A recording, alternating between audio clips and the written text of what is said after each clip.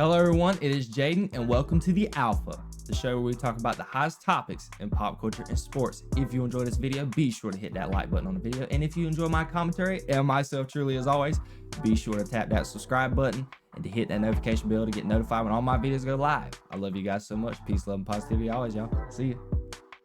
Monday, we got a huge episodes of news that released pertaining to the DCU and just this week in general. James Gunn, I guess, had an interview with Variety where he was talking about the upcoming projects, his plan for the DCU in the coming years. So we got a lot of things that we got to talk about. And there's some things that I am intrigued about to a certain degree. Let's get into it, shall we? So it says right here, we're going to read the tweets again, as I said. James Gunn confirms a Teen Titans movie is in the works.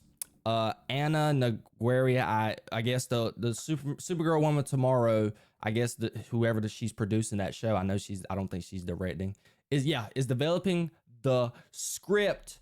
Moving on, we have some news about the upcoming, what's the planning looking like for the films, how far are they set out into the DCU, and it seems like we got to look into that.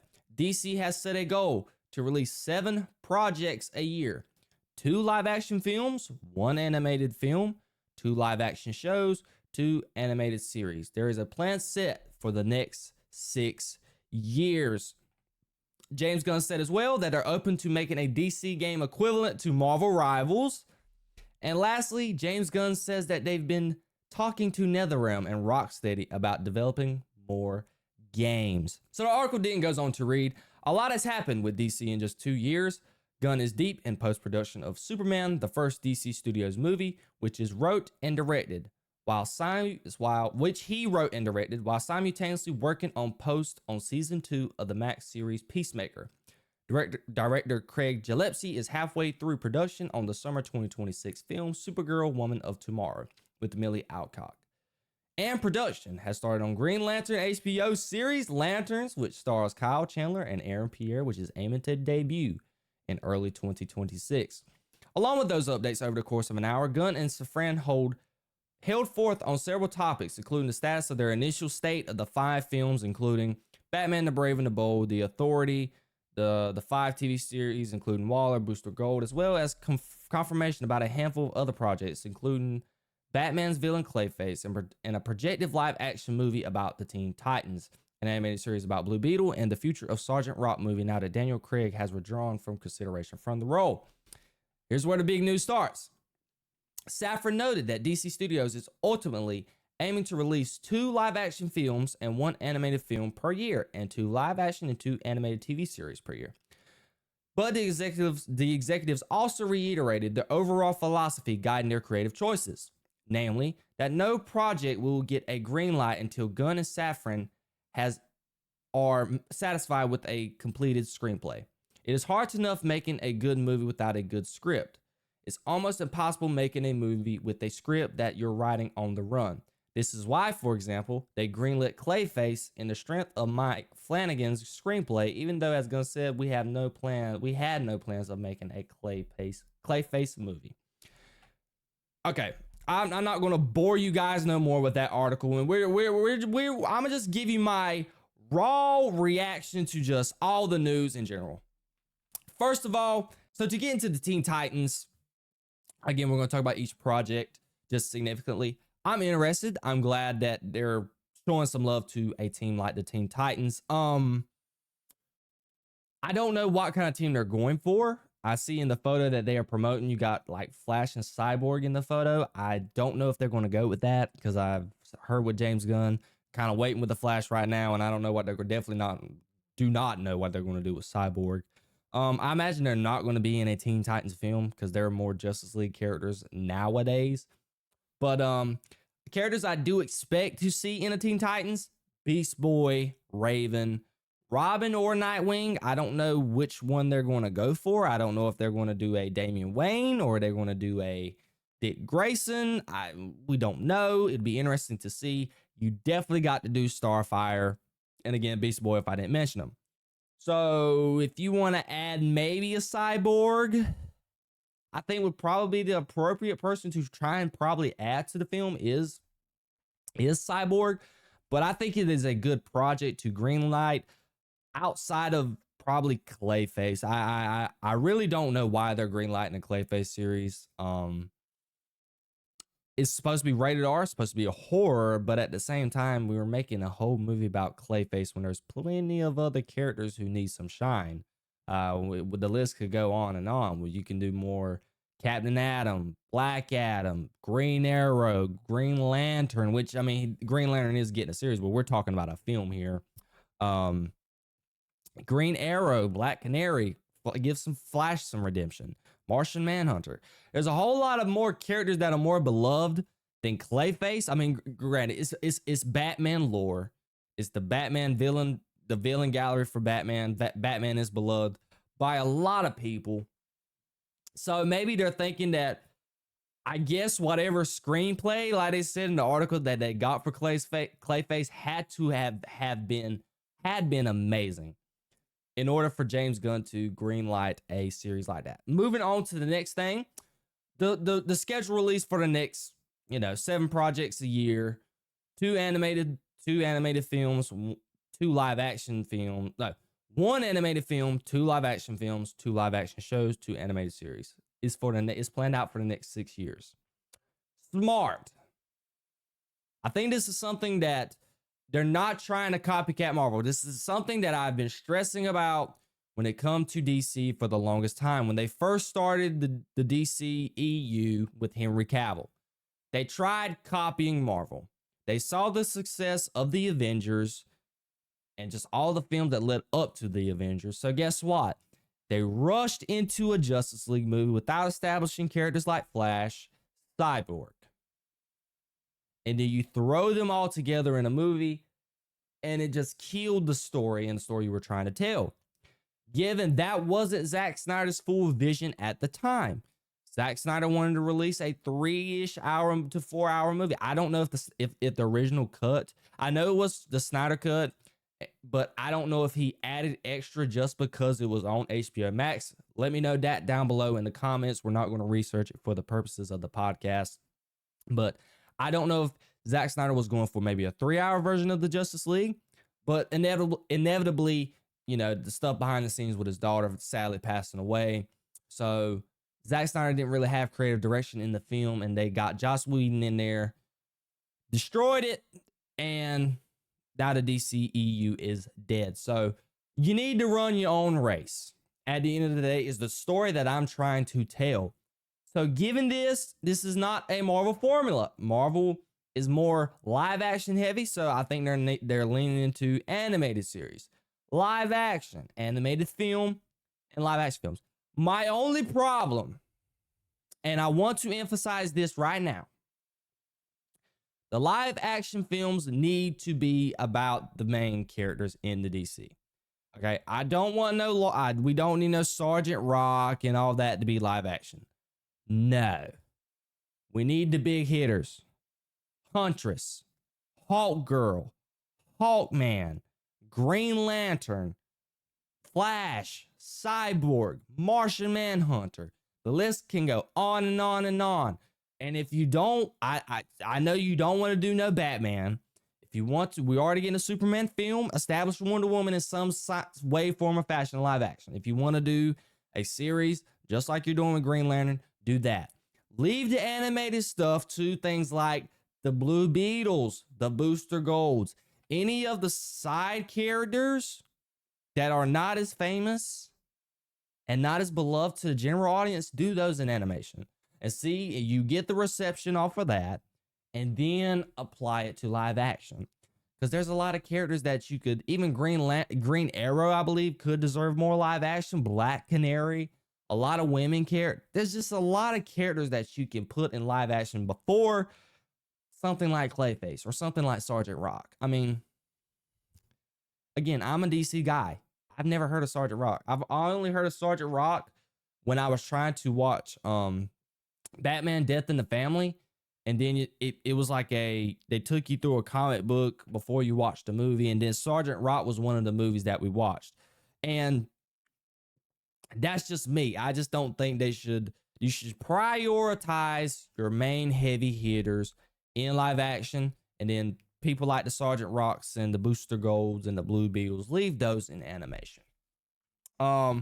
Next, James Gunn says that they're open to making a DC equivalent to Marvel Rivals. I don't know how I feel about that. Leave Marvel, do your own thing. Leave Marvel Rivals where Marvel Rivals is. Marvel Rivals is a great game. We've obviously seen people already make up mods with, I believe Batman was Moon Knight at one point. It was mods that came out when the first, but the devs patched that. I don't think a DC Marvel Rivals would work because of, it's something that we always make excuses for in the gaming industry when it comes to making a DC game. But yes, in this sense, it is true. It's hard to make a game like that with characters like Wonder Woman, Superman, Flash. All of these characters are gods with godlike power. It is hard to do that in a video game with more mortals, with more mortal. I mean, I wouldn't say mortal-like powers, but they're not godlike powers. I mean, you got Punisher, Human Torch, Mr. Fantastic, Iron Man, Spider-Man, Black Panther. None of these have Superman level powers and threats. Even the way Thor. How would you even make Superman in Marvel Rivals right now? It is hard. You got to be able to emphasize the heat vision, cold breath, regular breath, super strength. That's a lot to do for a game like Marvel Rivals. I think I saw it on Twitter, so I can't give the fella credit. It's not my idea. It's something that he said. Something like Ultimate Alliance. I think that could work. I played Ultimate Alliance. I only played the first one. I wasn't able to play the second one. It could work. I think Ultimate Alliance would be, you get 4 of your best superheroes, and then you play the mission and play it out all the way. You get to change your superheroes whenever you want to. It's a great formula. Again, I know I'm kind of contradicting myself and saying that, hey, run your own race, but we need some DC characters in some video games. I love Batman, but I'm ready to see something else. And moving on to our last topic when it comes to not the DCU news, we got something else we want to talk about too. James Gunn says that he has talked to NetherRealm and Rocksteady about making more DC games. NetherRealm Studios specifically, we all know what they're famous for. Injustice. And they have not made an Injustice game in 9 years. There's been a lot of drama, particularly with Mortal Kombat 1, saying the way the engine was, and a lot of the pro players that's played that game, Ninja Killer himself said this. That game was supposed to be Injustice 3. You could tell by the gameplay. You could tell they rushed it. It was an unfinished product. They slapped Mortal Kombat in it at the last second. And for Rocksteady, they're going to make Batman games. Maybe they might make a Superman game, because I think that it's been teased before in the past that Rocksteady was making a Superman game at one point. I don't know. They did just come off of one of the worst video games of all time. I still haven't played it to this day because I've never been excited to play it. In Suicide Squad killed the Justice League. So Rocksteady has got their work cut out for them. They're coming off of a dud. Do I think they should touch anything DC games? Absolutely not. NetherRealm at the same point too. They're starting to get on my nerves a little bit when it comes to their video games. But I give Ed Boon some grace. Mortal Kombat has been a great franchise for many, many years. Injustice, I love those games. If you want to make Injustice 3, Ed Boon, go right on ahead. Just please, let's pivot to a better direction than what we did for Mortal Kombat 1. Made the game a finished product. No microtransactions. Okay? I just want to play the game. I want to get some skins, earn them without having to pay money, and I want to have a good time. At the end of the day, that is all I want to have, is a great time. But overall, I am excited for the DCU. I'm excited to see what James Gunn has in store for the DCU. He is under a lot of pressure. A lot of pressure. And I didn't mean to forget as well, I think they did tease a series, My Adventures with Green Lantern, which I'm not excited about because I never watched My Adventures with Superman. I don't get with that animation style. I just didn't like it. It's more anime style. It's made by Adult Swim. I don't watch anime that much. I'm more into just regular animation, so not my cup of tea. I think they said something with Starfire as well, and I think something called like DC superheroes. Let me make sure I'm right on that. I think it was superpowers. DC Studios superpowers. So that is the upcoming projects. Didn't want to make sure I didn't miss those out. And also we got projects like Paradise Lost, Swamp Thing, and The Authority, all of that. But those projects are deep into development right now. We don't know that. We just got a little sneak peek of what James Gunn said in an interview with Variety. But back to what I was reiterating, James Gunn's got to deliver. He's got to deliver. It's a great time right now with the state that Marvel is in, which we're going to talk about something with Marvel later on in the podcast. But Superman's got to be hit. You got to sell me over. And the first thing you got to do, Superman has got to be good. Superman has got to be fantastic. It's got to be off the charts. I got to be leaving that movie theater and be like, wow, this is the best thing I've seen since Man of Steel in 2013. That's what I need to say coming out of that movie theater, because it will be 12-ish, around 11, well, it'll be leaning towards 12 years since we've seen a solo live action Superman film. So the DCU has its work cut out for it. Do I believe that there should be some better creative decisions going on when it comes to projects? Yes.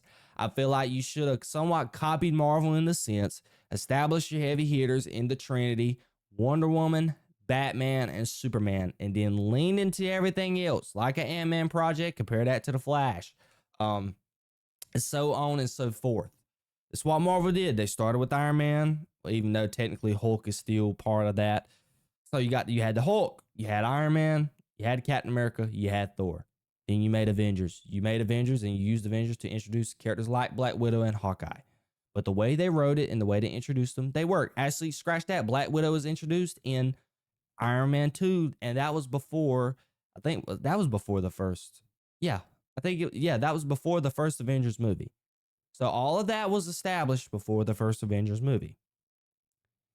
So what you should do, in my opinion, establish your heavy hitters, then lean on towards the others, such as the Green Lanterns, the Martian Manhunters, and then make an eventual Justice League film. But I can't knock James Gunn for it. He's using a different approach.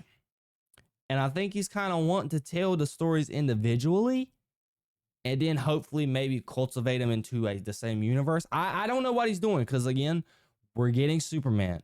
We're about to get Lanterns live action. So I don't know if they're in the same universe. I don't know if it's going to be their separate thing. It's going to be interesting to know. But at the end of the day, I am just glad to have DC content. I'm glad that we have a plan for DC. It sucks. I have been an advocate for the older movies. I enjoyed Man of Steel.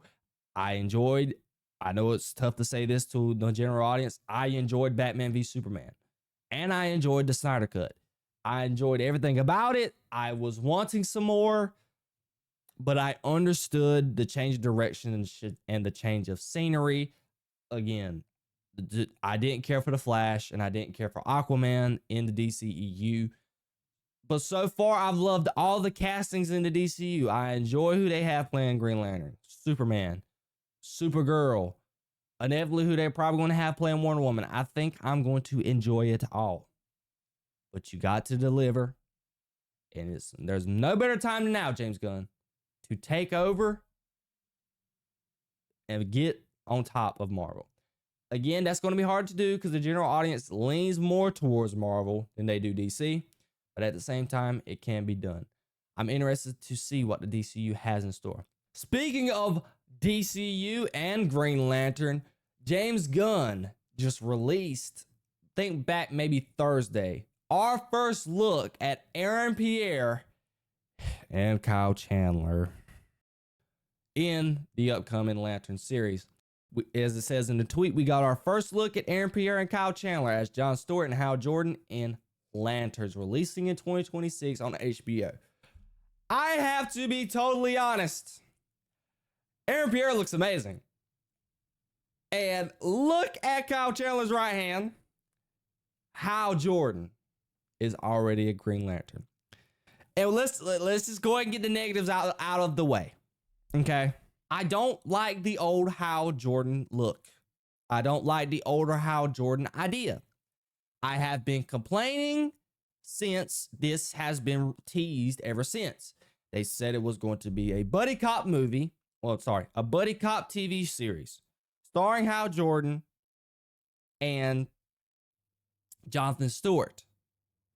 I've said it since the beginning. I said, please, let them both be the same age. Let them be young. And let them kick some alien butt together. But no, we got Grandpa Hal, more than likely, playing mentor to Jonathan Stewart. I'm not against it.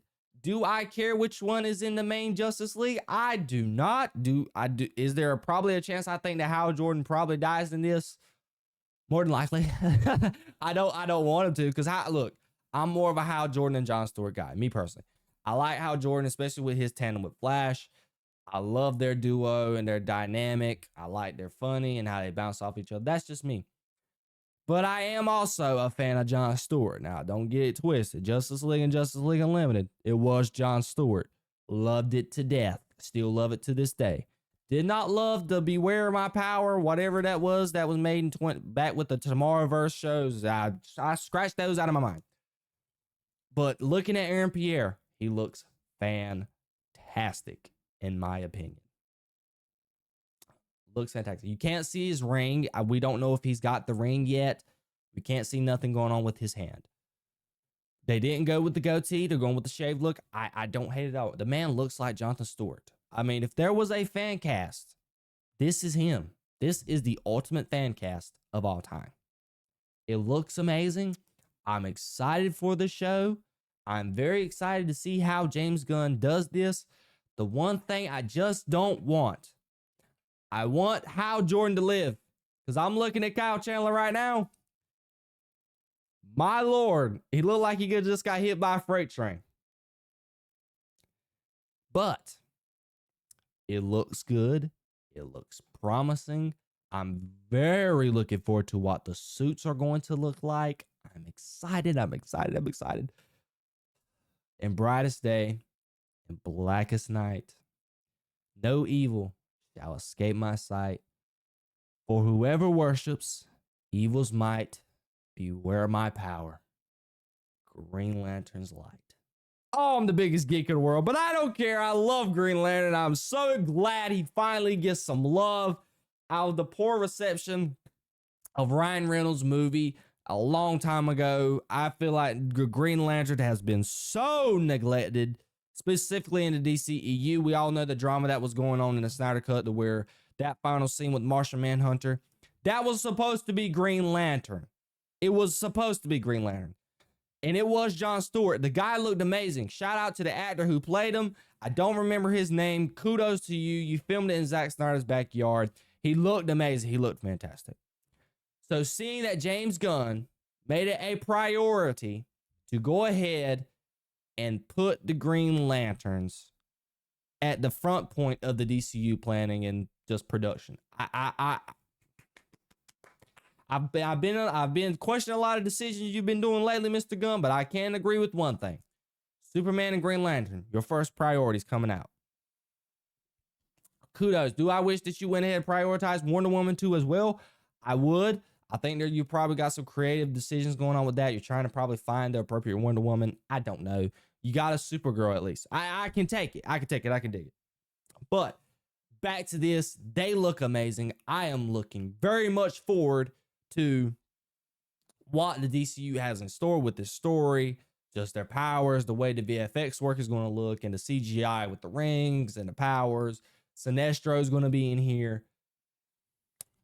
I mean, it's just going to be amazing. I look so much forward to it, and I cannot wait to see what the DCU has in store with Aaron Pierre as Kyle Chandler as our Green Lanterns.